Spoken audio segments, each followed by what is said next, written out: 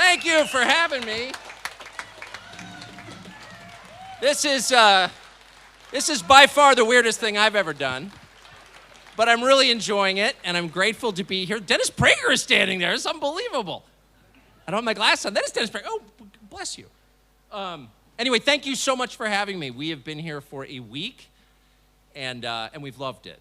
We've really, really loved it. And it has been very different from what we expected. So I work at Fox News in the United States, which is not available here. I know, sadly, I couldn't agree more. And every year we try to go someplace around the world and see what it looks like and see how people live outside the United States. The US is a continental country, and it's very cut off from the rest of the world, as those of you who are from there or have been there know, and you don't really get a sense that there are other people in the world living, happy lives. And so once in a while, it's worth getting out. So we come here. I was impressed personally by the response of your government to the 2015 migrant crisis. Hungary stood alone, essentially, in saying, no thanks. And that struck me as a totally legitimate thing to do. And I had heard that Budapest was a beautiful city, nice people, good food, so we came. So we were here 3 days. I don't do social media. I don't know if you know what social media are. Sort of the beginning of the end of civilization and literacy. So I don't participate at all.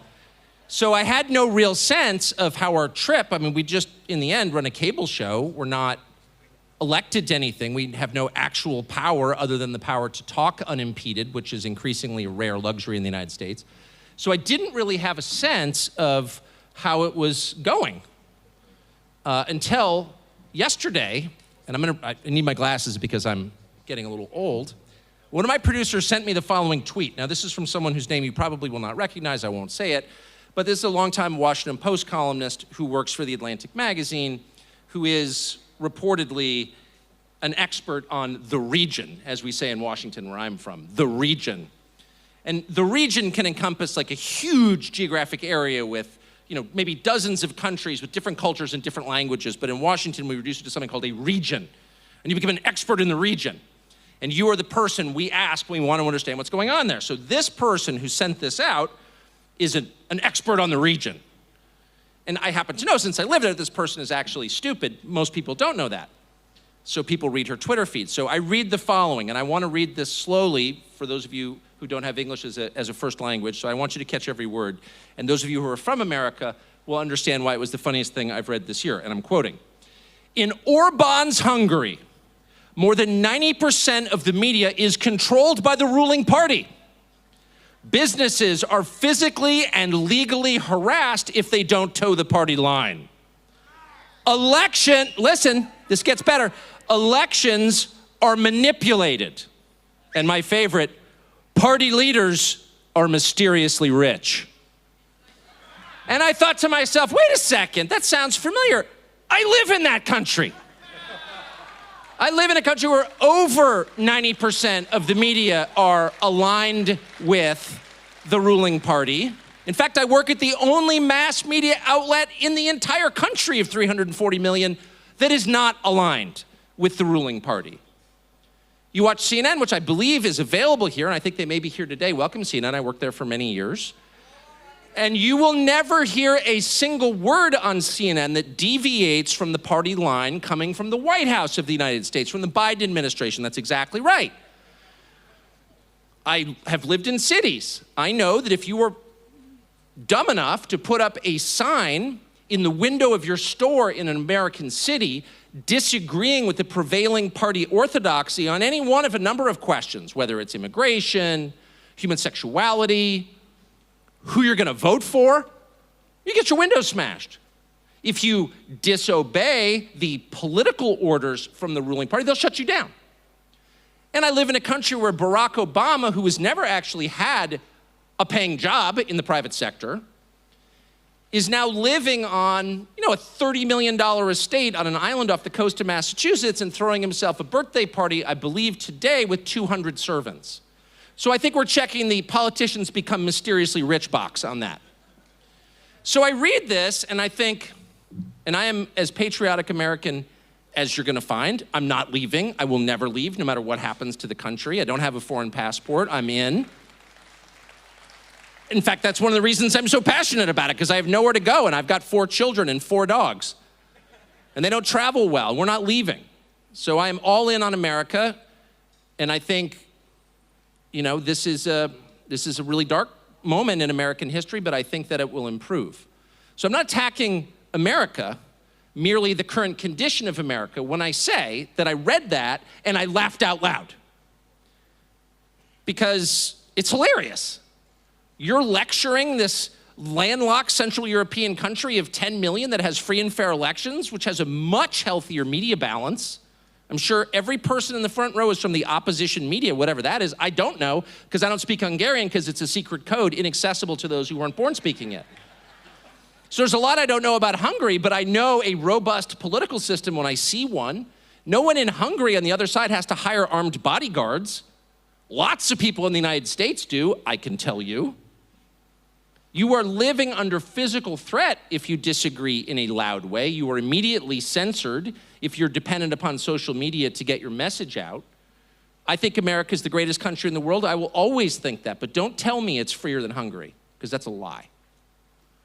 So I read this, and I find it hilarious, because it suggests not only a high level of stupidity, which after all these years in Washington I take for granted, because that's the soup I'm drinking, that's the world I live in, but it also suggests a total lack of self-awareness.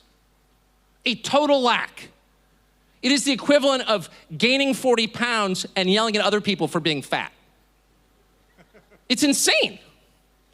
And I thought to myself, this is not just, contemptible, but it's also a sign of ebbing freedom, of freedom going away. When they ban humor, you're moving towards something dark. And they have banned humor in the United States. You are not allowed to laugh at things. Nothing is funny. Everything is dead serious. This tells us 2 things. Why do they do that? The first 2 things authoritarian movements do: first, they try to control your language, and second, they stop you from laughing. Why do they do that? Well, they control your language so they can control your mind. And those of you who were born speaking Hungarian, someone said to me the other day that Edward Teller, when he won the Nobel Prize, said, I would not have won this if I didn't speak Hungarian, but because I do, my brain works differently.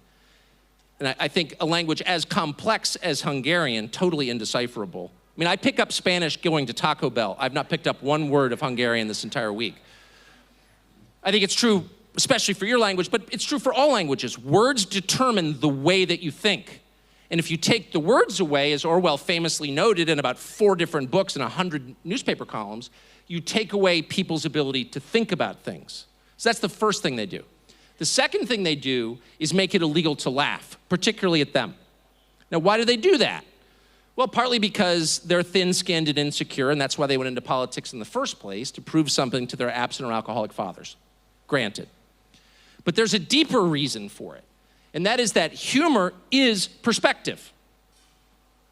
How do you find something funny? By rising above it to a high altitude and looking down at its outline, by seeing things in their entirety, by looking up from the script and gazing around and noticing where you are and finding it hilarious. That just, in fact, happened to me. I was kind of in my own world texting with my wife, and I look up and I'm right across the Danube from Slovakia about to give a speech to people I don't know. And I thought to myself, kind of hilarious. Where am I? Not really sure. Enjoying it? Yes. And I laughed to myself because I had perspective. Perspective is the one thing they refuse to allow you. This is the way it is, this is the way it's always been, and this is the way it's going to be. Now, that's an obvious lie, but in order to convince you of it, they have to eliminate any reference to the past. They topple your statues. They tell you to shut up and stop talking about your family or your country. Be ashamed of what your ancestors did. Hate your history. They prevent you from having old words because old words describe old ideas. And above all, they prevent you from rising above the current situation and looking down to assess it clearly, otherwise known as comedy. So I'm not bragging when I say the United States has been, I'm 52, for my life, the single funniest country in the world. A truly hilarious place. We have an entire economy built on being funny. It's called stand-up comedy. And we led the world, as we did in aerospace, in comedy for generations. It's all gone. It's all gone. It is no longer allowed. So I think if you're going to, recognize what's happening, you first need to recognize that this is not liberalism that is being imposed on you. That's one of the many words they've stolen. It is illiberalism. It is the opposite of liberalism. It is a totalitarian idea that everyone behaves the same, everyone reads from the same catechism, from the same list of slogans, and that everyone obeys. That is the opposite of Enlightenment liberalism, which forms the basis of my politics and my worldview. Okay, that's the first thing. The second thing is they hate it when you leave the country and look around, because you might conclude that, hey, even a country with a GDP smaller than the state of New York that has no navy because it doesn't have an ocean, that is stuck between hostile neighbors, that's been overrun by foreign powers, for the last 900 years, even a country like that can have kind of happy people and can stand up for its own citizens. So if they can do it, why can't we do it? Like, how hard is it? I went to your border the other day. Yeah, I went to your southern border. We bombed down there on Wednesday. And the producers and I were talking on the trip down, and obviously Hungary's not as rich as the United States, but they're technologically advanced. They've created all these Nobel Prize winners. They understand math, okay? That's why they're good at chess. So clearly their border barrier is gonna be this super high-tech wonder of science that can detect Syrians 30 kilometers away and stop them in their tracks. So we get there, and your border wall turns out to be a chain link fence. And there's nobody there. There's not one person there. I grew up on the US border, actually, on our border with Mexico, 15 miles from the border. I know the border very well. I know what it looks like now. And it is a perpetual scene of human suffering. Children crying, people getting hurt, garbage everywhere. It's a disaster, it's a hellscape, and it's a sad thing, not simply for the United States, but for the migrants trying to come north. It's bad for everybody, because chaos always is. So I look at your border and I'm thinking, well, what is the secret here? How can this country, I didn't even see anyone with a gun. There was one guy with, not even a Vizsla, he had a German Shepherd, which I thought was a little bit degrading to your national pride, gotta be honest. Get the Vizslas involved, it's your dog, but it's not my call. Labrador, now you're speaking. Spaniel, get some Springer Spaniels, an underrated dog. We have 4. But here's my point.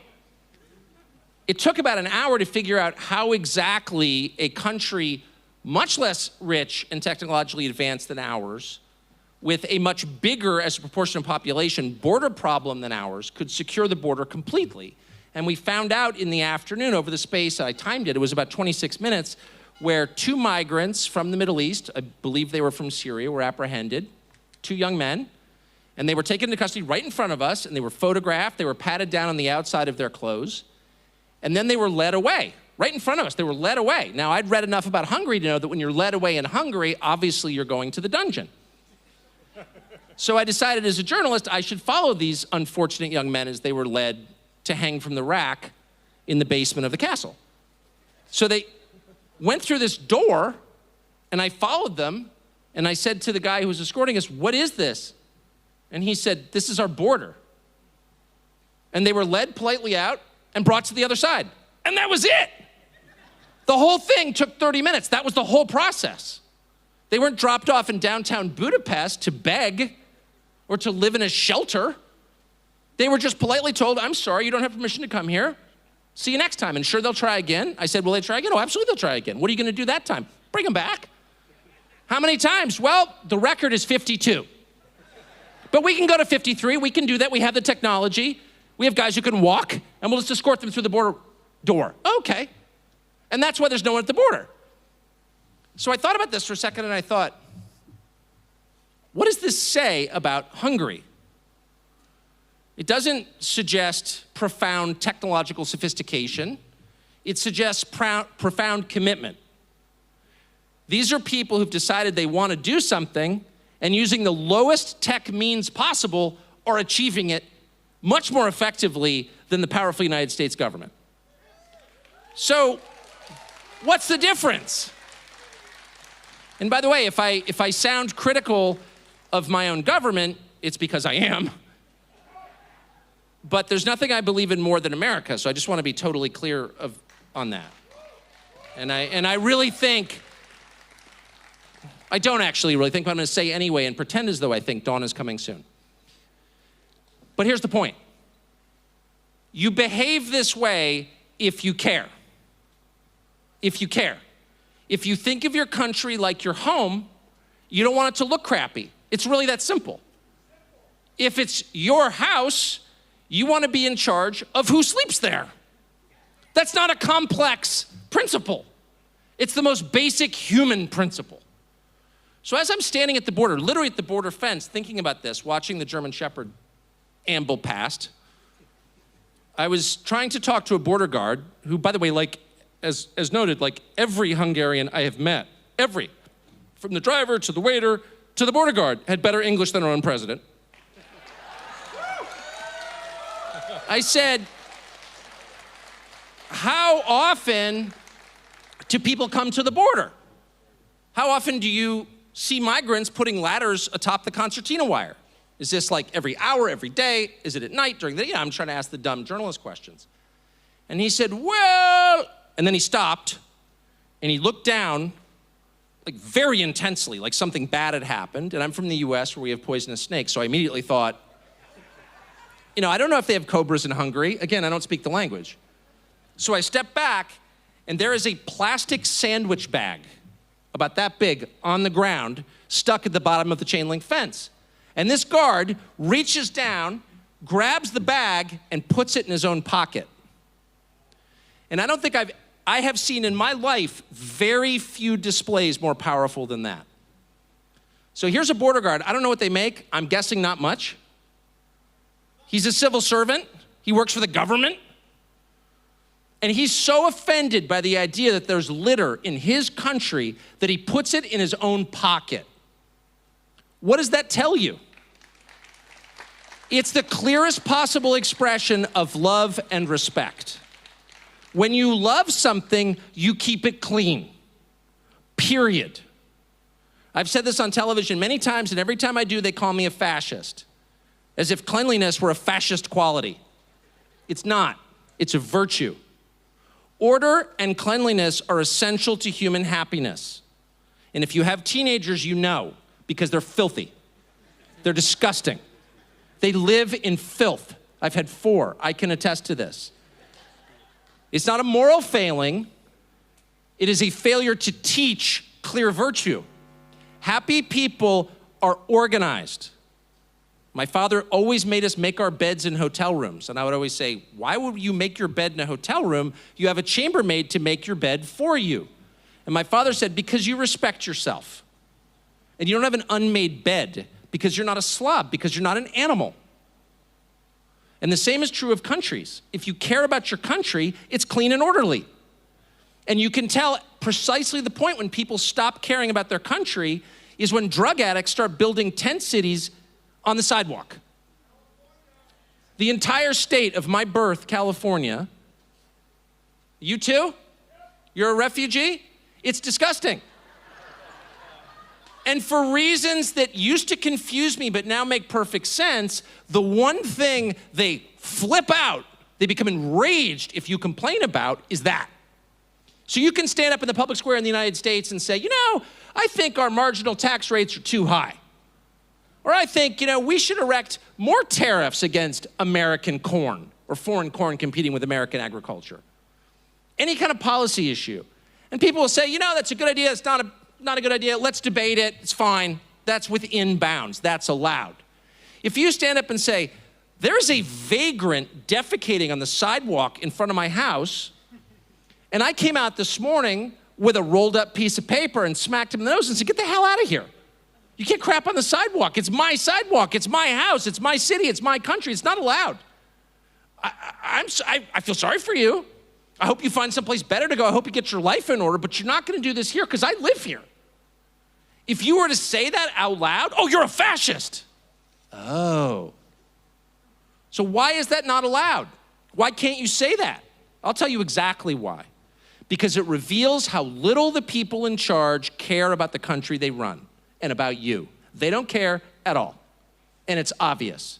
If you treated your children the way our leaders treat us, you would be declared universally an unfit parent. Really, you encourage your kids to do drugs because you might make money off it? Really? Is that good for the kids? Shut up. Oh, your schools are terrible? Like you refuse to teach your kids basic English or math or history and you don't care? You're not sending your kids to school? They're truants? You're a bad parent. You're letting your kid live outside and soil himself. You refuse to treat his mental illness. You treat drug addiction like a virtue. You encourage like the most degrading kinds of sexual behavior. Are you joking?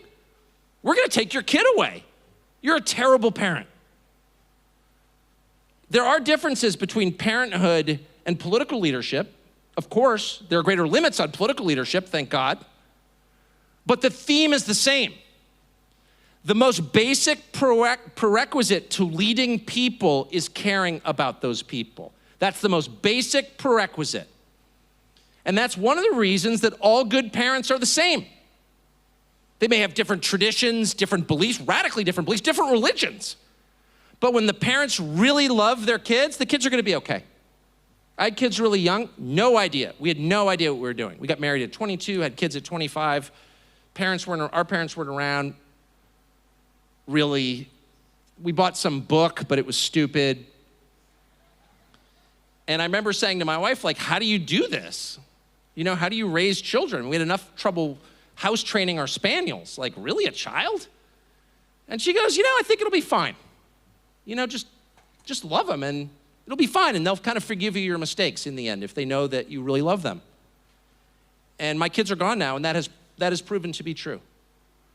And it's true of political leadership too. And by the way, the opposite is true, the inverse is true. If the people you lead know that you secretly have contempt for them, they will never forgive you, and they never should. And I would say that's true, and I don't want to get off, and I'll stop in just a second. I don't want to get off on all my theories, but I just can't resist saying this since we're standing in the middle of Central Europe, looking at this vista, which really moves me.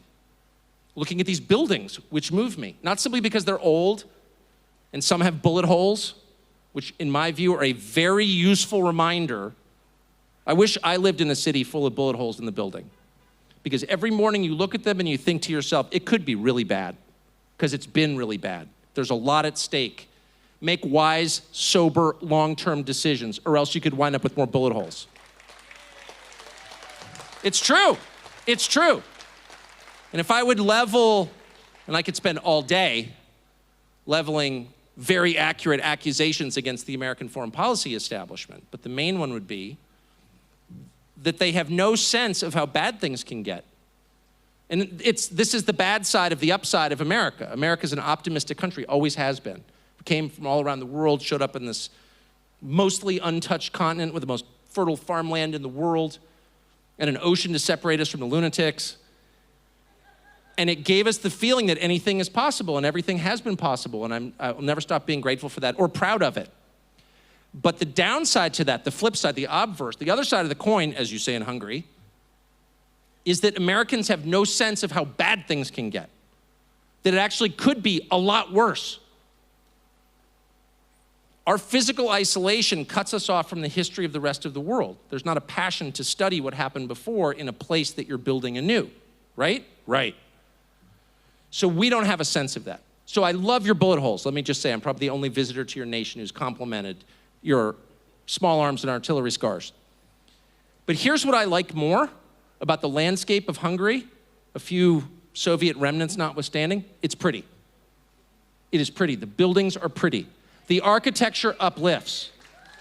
So this is another third rail in American politics. You're not allowed to note that our buildings are grotesque and dehumanizing. Why are they bad? Because they're ugly, and ugly dehumanizes us. And let me be more precise about what I mean when I say dehumanizing.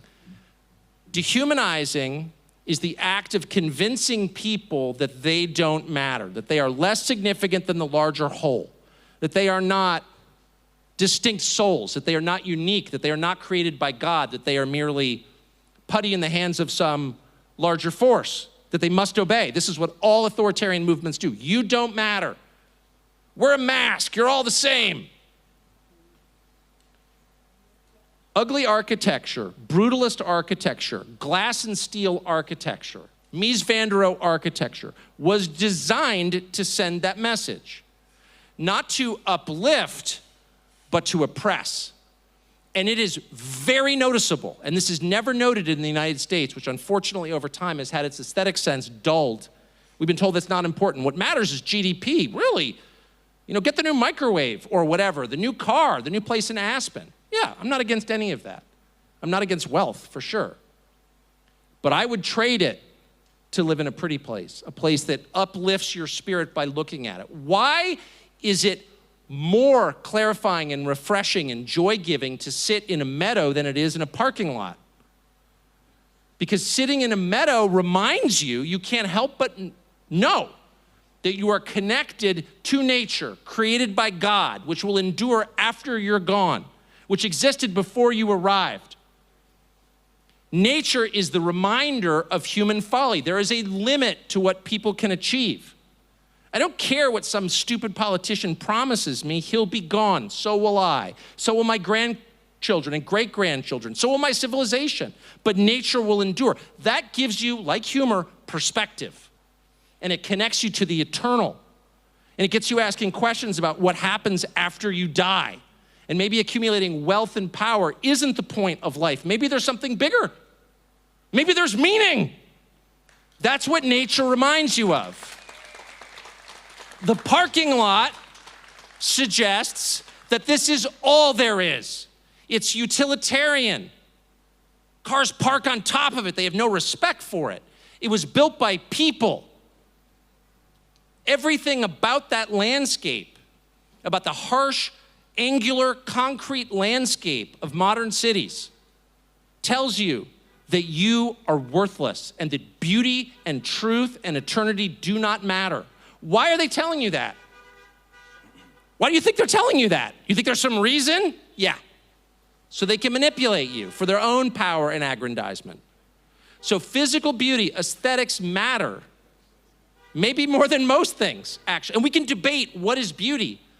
But it won't be a very long debate because, like pornography, we know it when we see it. What is beauty, say the academics? I don't know. Go to a Shinto shrine in Japan. You don't even know what Shinto is. I didn't when I went there. I don't have any idea what this weird religion is. I don't know anything about Japan. I've never been to a shrine of any kind. I'm an Episcopalian. I show up at the shrine, and I immediately recognize this is beautiful in a way that doesn't make full sense to my Western brain. I've never seen it before. I've never been confronted with these forms, but I know it the second I see it. This square is beautiful. Leaving aside all the momentous things that must have happened on those cobblestones, this square is beautiful. It was created to remind you that something is bigger, something is more important, and you are part of that. So the last thing I'll say is, I don't think if you're Hungarian, you fully understand how provocative your country is to the rest of the world. And I've had probably 20 people say to me, well, we're just Hungary, like we're this little country, nobody thinks about us. We just get invaded a lot and produce great literature, but no one cares. Well, people do care. They care because your example, not because you're taking Transylvania back. We're sending, I'm not gonna endorse that. Not because you threaten your neighbors, let me put it that way. Not because you have aims of territorial expansion or because you're inventing some microchip that the Chinese couldn't figure out, no. Because of the quiet, happy simplicity that's obvious when people visit here. The cleanliness, the order, the openness of the society, the lack of crime, the control of the borders. These are not complicated concepts. These are things that in my childhood, we took for granted in the United States, but no longer can. You still have them. And that offends the people who have so misruled the West that our countries no longer do have those things. I don't mean super complicated networked washing machines. Who cares? There was one of the dumbest columnists that we have in the United States. There's no IQ test for columnists in the United States, and there probably should be, but there is, and our First Amendment prohibits it. Wrote a piece today saying, the problem with Hungary is it's not a model for the United States. It's 10 million people. Like we couldn't replicate what they have here. And on one level, I guess that's true. I mean, I don't understand. It's a parliamentary system. I don't even know how that works, and I've covered politics for 30 years. Well, of course, we're not going to recreate the Hungarian parliament in Washington. Like, what? No. The lessons of Hungary have nothing to do with your system of government or your specific leaders or the results of this or that election. The lessons are much deeper. Care about your country. Try to make it nice in the most simple way. Not the richest, not the most technologically advanced, not a place with the most LEED certified buildings, or places like a place where people can, I don't know, do crazy things like have children if they want to. Yeah. In a country where they might want to raise those children, where they might be able to eat food that's not pumped full of garbage, that destroys your body and lowers your testosterone level to the point where your sex is indistinct. Not that that's happening anywhere. Like decent food, decent streets, safe, clean, family-oriented. How complex is this? Not very. It would have been recognizable 1,000 years ago, 2,000 years ago, before you guys even showed up here in this plane, calling it a plane? Basin, excuse me. It would have been recognizable at any time in history. These are the things that people actually want. They don't even know what the GDP is. They'd like to be richer rather than poor, get it? But mostly, they want to live unmolested, following their own customs that they inherited from their parents that they hope to pass on to their children without being lectured or hurt, in an environment that uplifts rather than degrades, in a place that is clean rather than filthy, orderly rather than chaotic. That's what human beings want in every culture, in Africa, Asia, Australia, maybe not Australia, but just kidding, but in every place around the world, because it's not a cultural desire, it's an innate human desire. And any government that takes that into account and tries to achieve it should be proud of what it's doing. The people who live there should be grateful, and they should not allow the people who have mismanaged the rest of the world to tell them otherwise. Period. So stay proud of what you have. I'm sorry for talking so fast. You wound me into a frenzy. I really appreciate being here. God bless you.